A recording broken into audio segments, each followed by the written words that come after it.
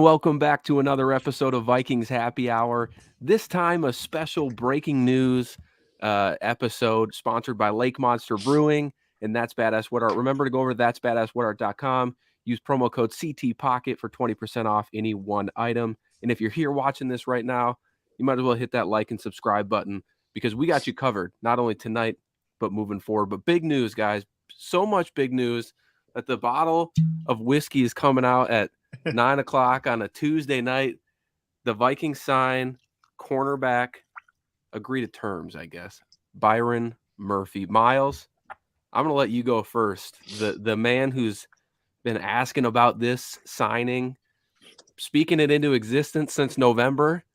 October 20th. I literally just looked it up. I looked at my tweet history. October 20th. I've been yeah, man, I'm excited. Byron Murphy's that, like, I've been asking, like, so Mike Hilton's been kind of like my example of a player that I want for this Vikings defense, a guy that can be kind of the heart and soul. He doesn't have to be the biggest guy, but he can be versatile inside, could be a really good nickel player, but also could play outside, kind of be that like joker guy that you move around, you can come off the edge and blitz.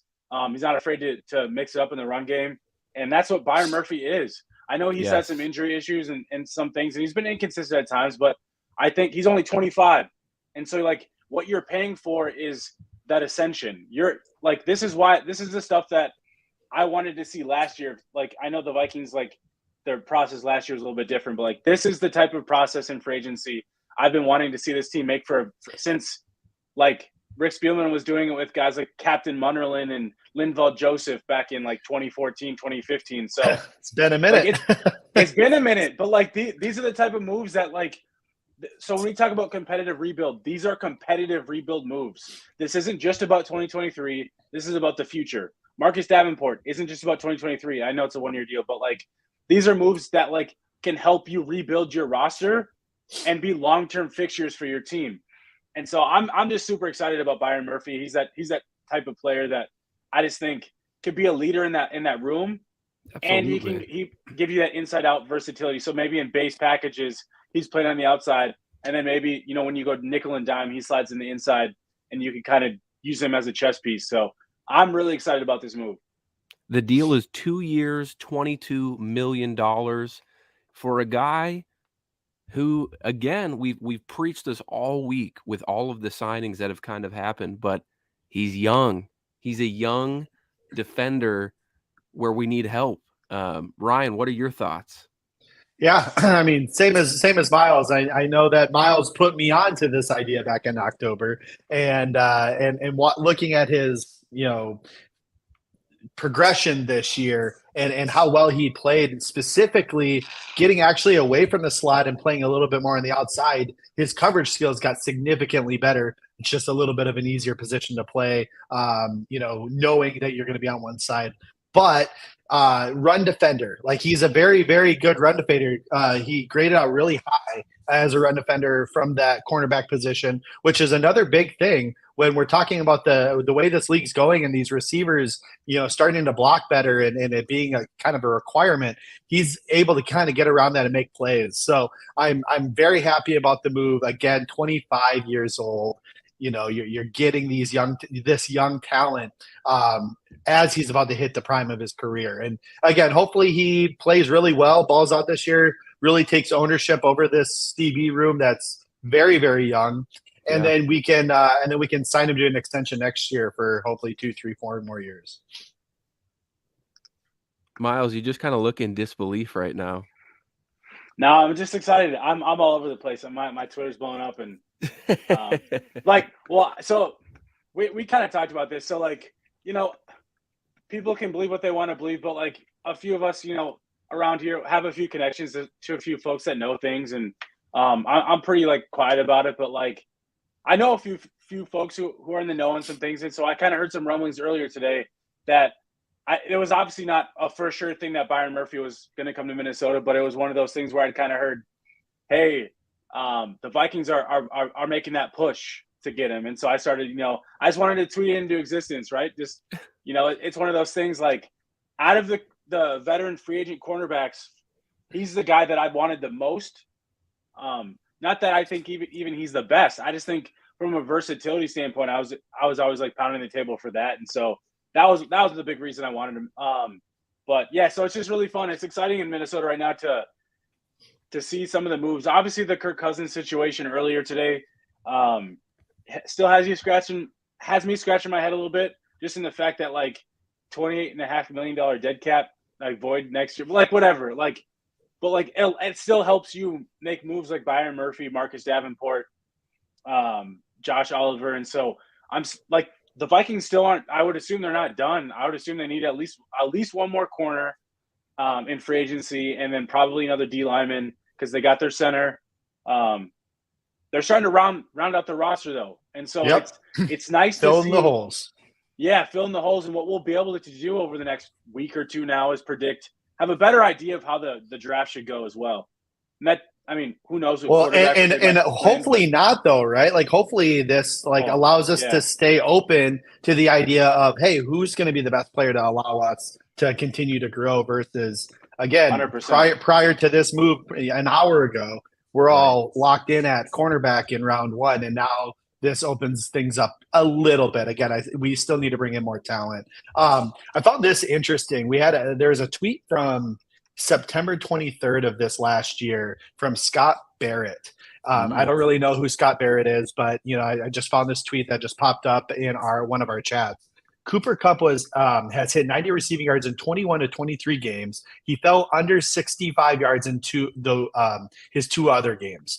Prior to last week, Devontae Adams had hit double-digit fantasy points in 32 straight games. The common denominator, shadow coverage from cornerback Byron Murphy.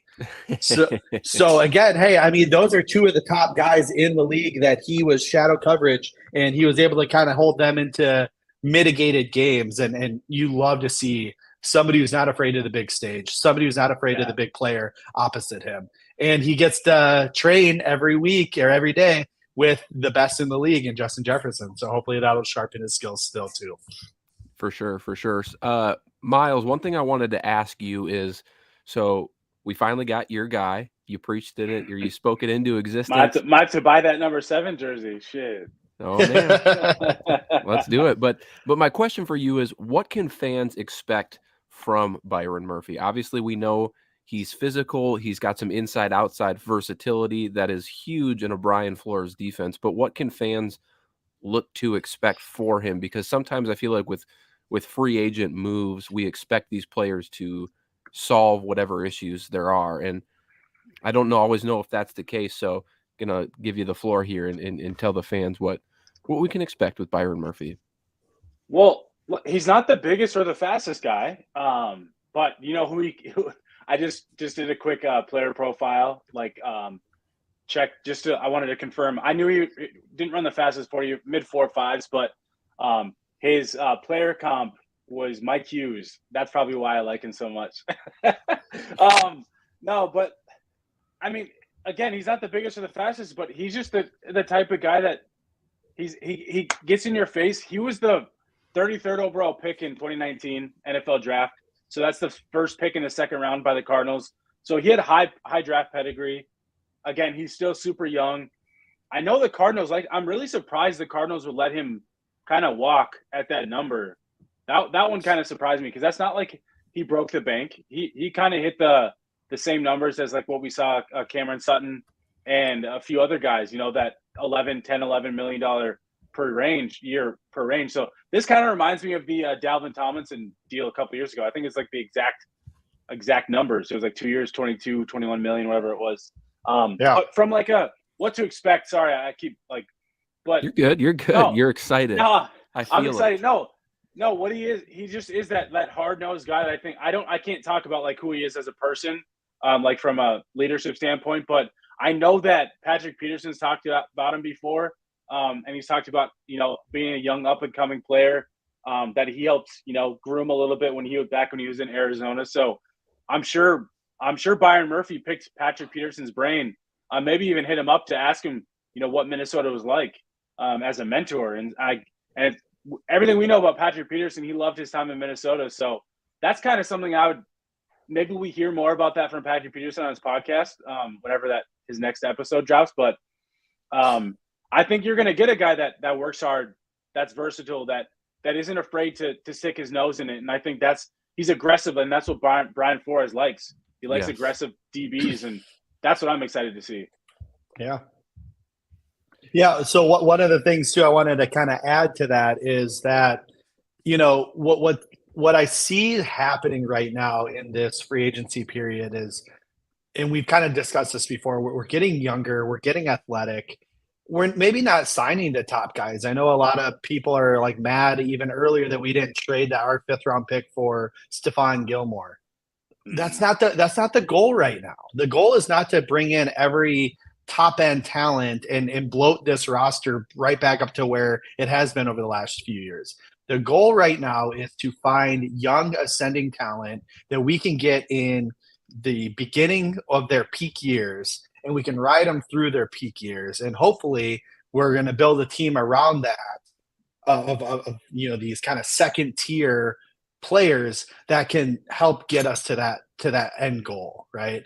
And it's going to take some time. It's not going to happen overnight, but Byron Murphy, Marcus Davenport, even Josh Oliver, these are guys that are the epitome of building really strong, good, young ascending talent, and athletic teams. So I'm really excited about this move. I think Kwesi is knocking it out of the park so far this year. Yeah, so let's talk about that as just an offseason as a whole, because obviously when the first move comes out with Josh Oliver, fans are, they're kind of like, oh, I don't know what's going on here.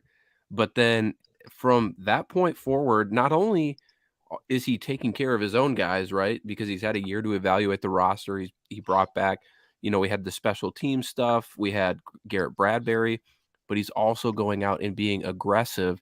And I think we know the type of GM Kwesi's going to be. Like, we saw glimpses of it last year with his trade ups. Granted, he did trade down, but even with his TJ Hawkinson, he's going to go get his guy, and he's going to be aggressive to do it. And we're seeing that theme play out already in his first full offseason as a GM.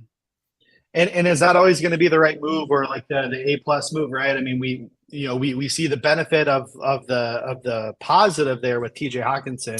We also look at like a Ross Blacklock or Jalen Reagor, potentially misses there. But again, what he's doing is he's targeting these young guys that have really strong athletic profiles, and betting that our coaches can get the best out of them, because he feels that him and Kevin O'Connell have built a world-class coaching staff and training team. Miles, any other reaction that you have from this signing this evening? I know we woke you up out of bed. No, I wasn't asleep. I can't look this pretty that quick. No, you guys were touching on like Kwesi as a GM, and I think we're starting to see those savvy moves that, like, as a quote unquote analytics type GM, someone that, like, the numbers matter though, and like the process matters, and how you're taking the approach to building a roster matters. And I think he's not just attacking the most expensive, oldest guys. He's attacking the younger, up and coming guys that still have room to grow and hit their ceiling and hit their peaks and their primes. And so that's super important in free agency. Don't overspend on the most expensive guys. Go get the mid-tier guys that are young and still have opportunities to grow. And that's what he's doing. The one question I have is, like, what can he figure out quarterback? That's obviously going to be the most important aspect.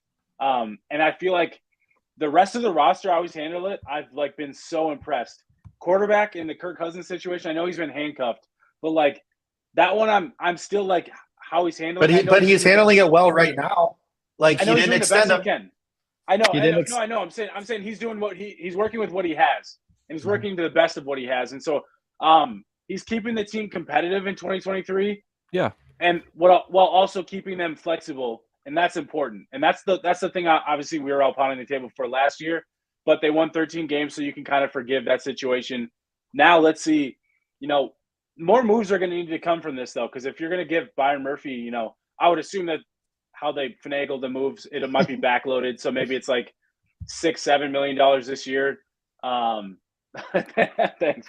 Maybe it's $6-7 million this year. $5-6-7 million this year, and then the backloaded for next year. just because that's when they're more cap flexible. But they're going to have to make some more moves. And we know we were expecting to hear something on Harrison Smith. I still would expect that to happen by sometime tomorrow, like whether we're here tonight or like into tomorrow. Something's going to give there. Dalvin Cook had this cryptic tweet. I don't think it was all that cryptic, but like more so like he just tweeted a highlight reel of himself on Twitter earlier today. My guess is that just means he's going to be back officially. And but if it's at a different number, we don't know. But yeah, it's just exciting. Like the first few days of free agency, the Vikings are making splash moves, and to be able to see that, especially with the cap strap team, and for how creative the Kwesi, and we got to give Rob Brzezinski a lot of credit for how they've been able to maneuver these moves to be able to sign impact free agents this early in free agency is it's exciting. And so it's hard for me to be like, oh man, the Vikings are going to be a 13-win team again. But I think we're on the way to, getting back to that like playoff caliber team that, we weren't sure about. I got two questions for you, and you can take whatever route you want. My first comment is just about the nature of Byron Murphy's contract. 2 years, $22 million seems pretty cheap for a guy that is that young with that potential. My other comment for you is you say that we shouldn't expect like Super Bowl roster. I'm paraphrasing here, but you get what I'm trying to say with these moves. But when you look at the people that we've lost this offseason and who we've replaced them with, and keep in mind, as of 9:30 on Tuesday evening, Zadarius Smith is still on this roster.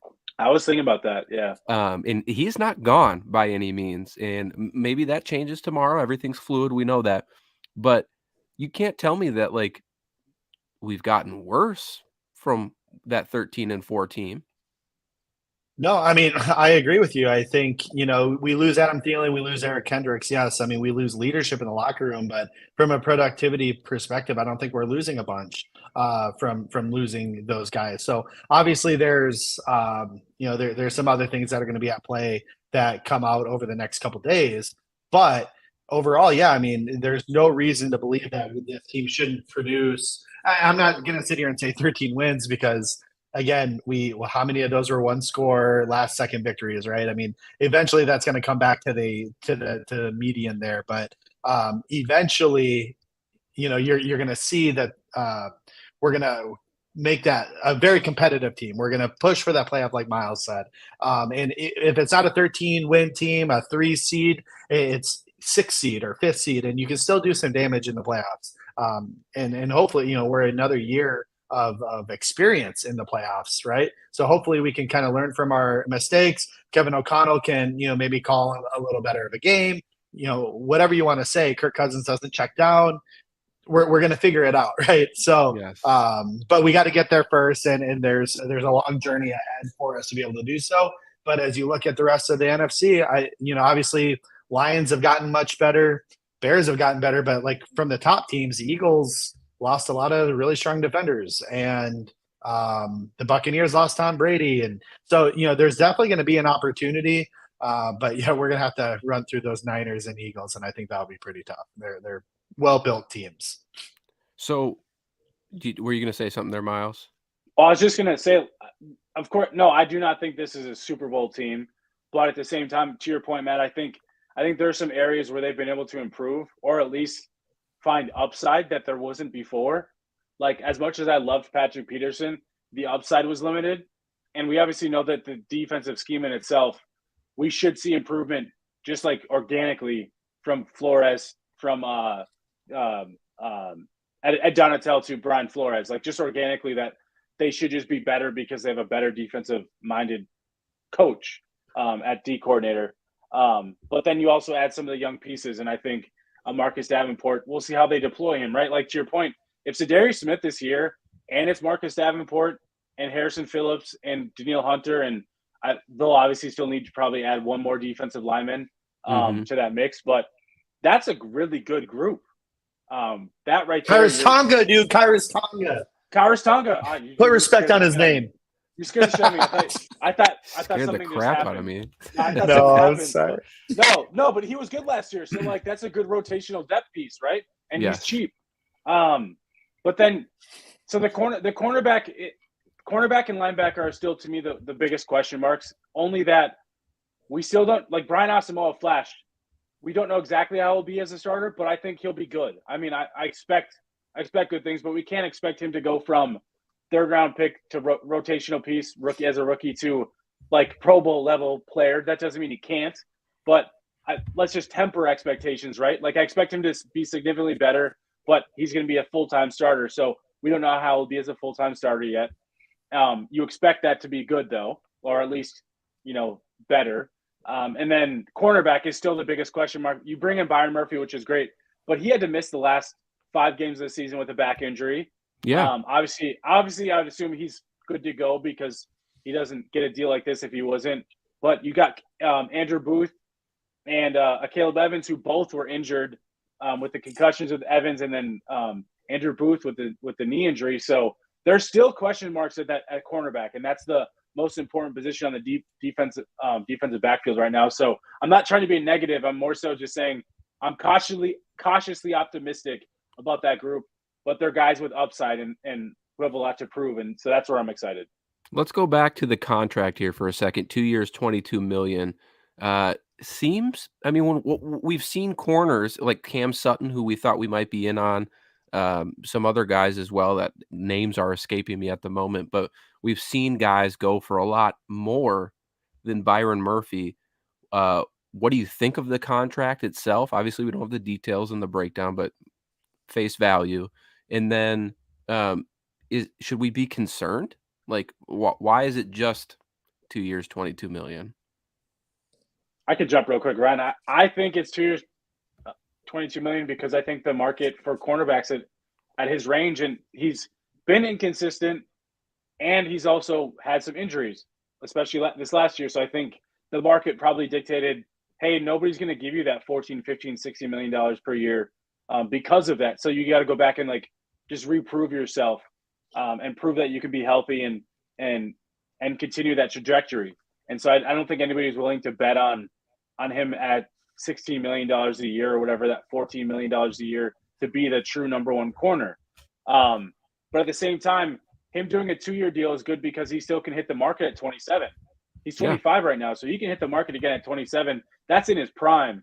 And so this is him getting like a nice little payday now with the hopes of getting that like larger cornerback one type deal in 2 years. And so that like while he's still in his prime. And I think it's a good move for both teams. The Vikings keep their flexibility, but they bring in a guy for a couple of years that, like Davenport, if he shows you in year 1 or year 2 that he's consistent and can kind of be a guy, you give him a larger long-term contract next year or because he'll be going into his final year. So you kind of give yourself that like option of flexibility, which I love.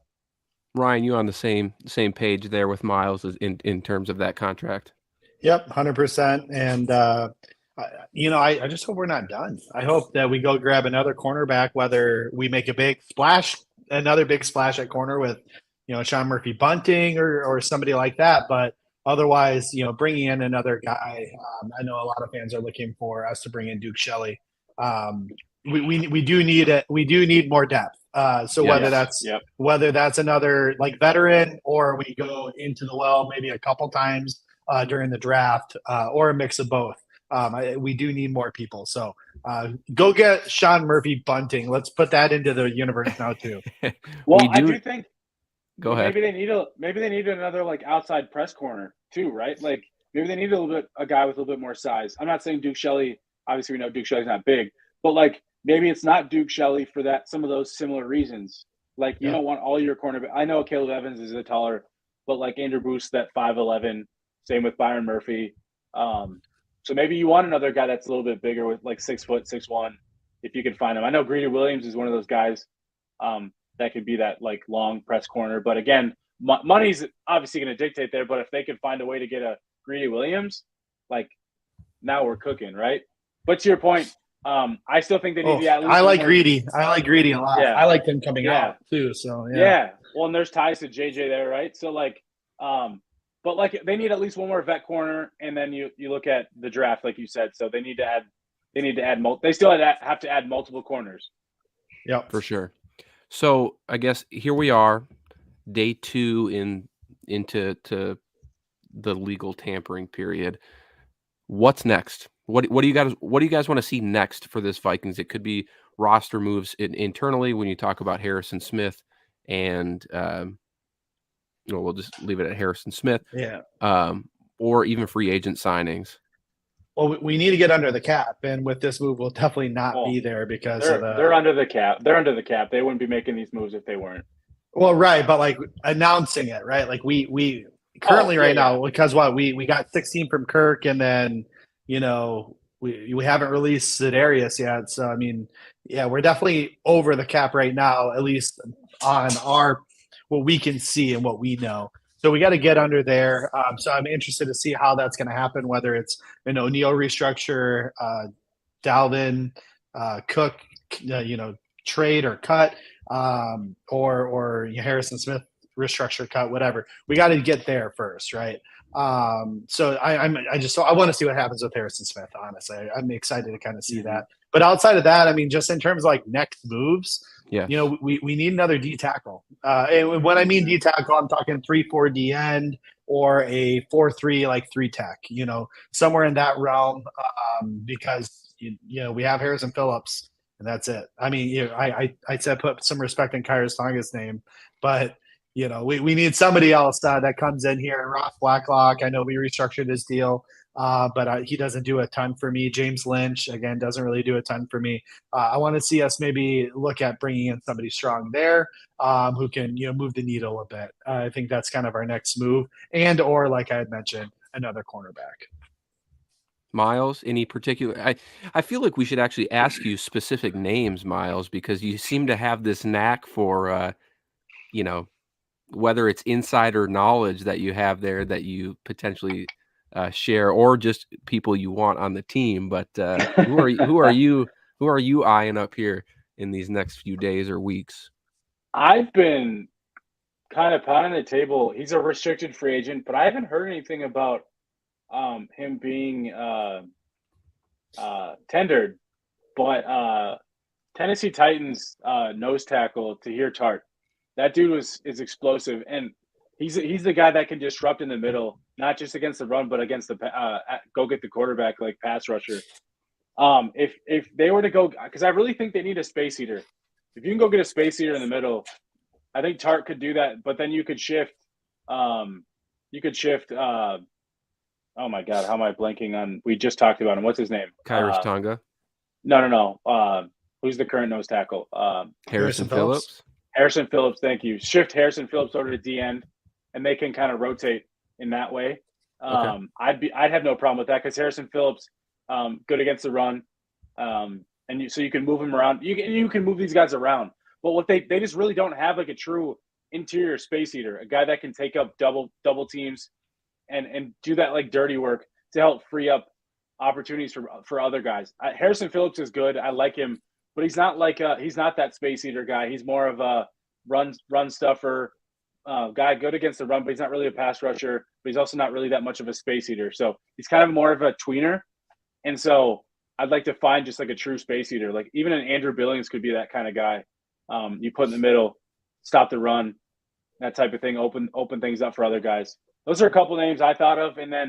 But if you wanted to go to your point, Ryan, to like a true defensive end type, maybe they look at who was I looking at? I had the name.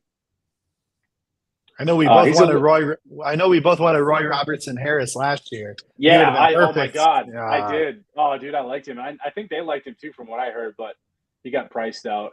Where did he go? A'Shaun Robinson. For sure. Yeah, he's a guy that I think that maybe that they kind of poke around with. He's 28, so he's not old. Like they just signed Garrett Bradbury, who's 28. So there's no way they couldn't sign A'Shaun Robinson, who has familiarity from with Kevin O'Connell. Friend of the show, Eric Thompson, just tweeted out that Kwesi and Leonardo DiCaprio have something in common. They like targets 25 and under. Oh gosh, that That made is me too laugh. funny. Well, we may come out with something more a little detailed tomorrow as it pertains to Byron Murphy's fit with the Vikings here, but you can't miss an opportunity to get some instant reactions from us as fans. You guys are fans, so I'm sure you're feeling the same way at home about these types of moves. It's we're in good hands with Kwesi Adofo-Mensah, and that is clear thus far through the early portions of the offseason. We're going to continue to have you covered here throughout the rest of free agency and have a star-studded lineup of guests throughout the rest of the offseason leading up to the draft. The first one, by the way, starting this Friday at 8:30 in the morning, we will go live with Pro Football Focus Brad Spielberger.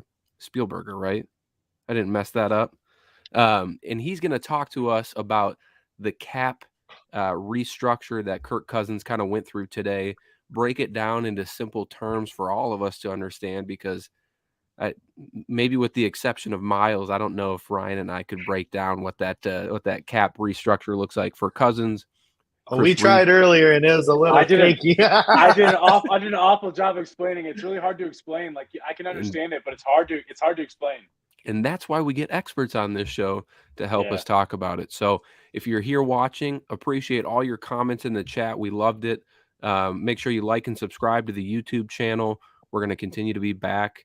We'll find a regular cadence as free agency kind of settles down, but we're not going to miss a chance to capitalize on this opportunity. So until next time, everybody, SKOL Vikings.